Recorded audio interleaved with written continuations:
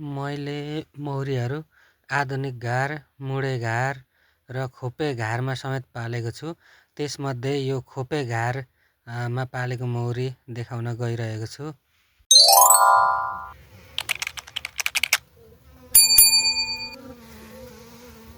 यो खोपे घारको मौरी चाहिँ भर्खर 1 महिना पनि भएको छैन, भर्खर आएको मौरी हो। मौरी खासै धेरै त छैन। भर्खरै आएको मौरीले 4वटा पाना चाका लगाएको देखिन्छ। यसमा बच्चाहरू पनि बनाएर हुर्किँदै गरेको देखिन्छ।